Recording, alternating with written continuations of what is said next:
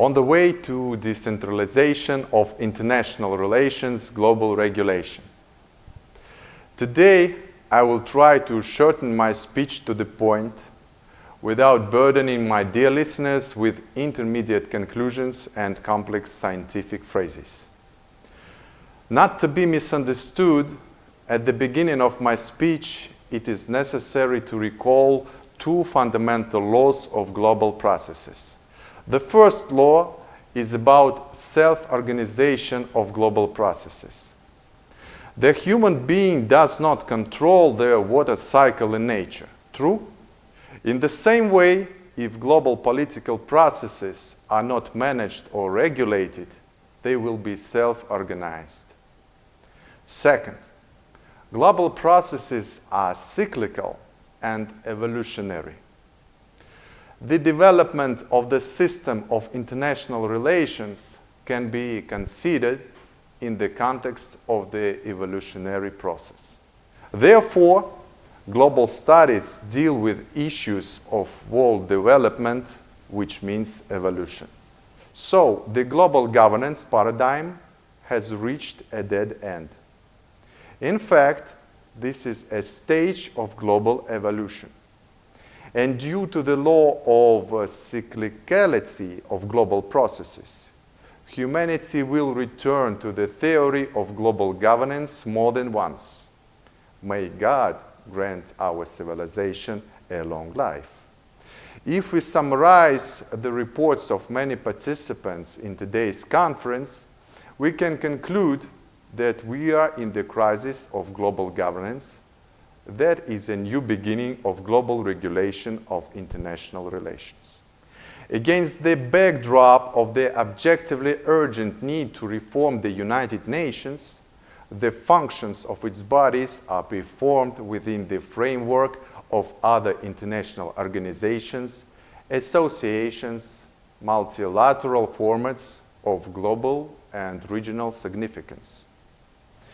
The functional structure of the system for regulating international relations in its current state predetermines the possibility of its partial institutionalization outside the United Nations. We are observing signs of decentralization of the system of international relations, global regulation. Let us highlight several basic prerequisites for the decentralization of global regulation. The first one is the competition between two globalization projects. They aimed at the formation of a fair multipolar world order, and the second that is based on the unconditional global leadership of the United States. The second point is the global polarization of international relations and the crisis of international law, understood as the consequences of abuse of the United States global leadership. The last but not least is the sovereignization of regional leaders and powers, and the formation of regional systems for regulating international relations. What is decentralization of global regulation of international relations? And where are we heading? Decentralization is an organizing principle. Based on this principle, the system of global regulation assumes that its structure is determined by the totality of international organizations of global and regional significance, multilateral and interstate formats, inter-country and even country-specific issues of sovereign states.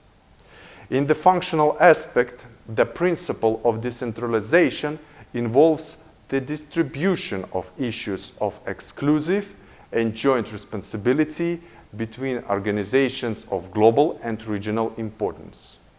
A multipolar world also opens the prospect of developing network diplomacy.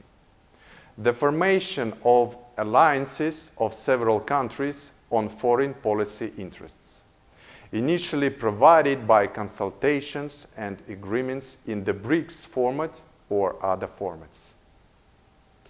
The totality of all forms of regulation of international relations makes up its system. Thank you.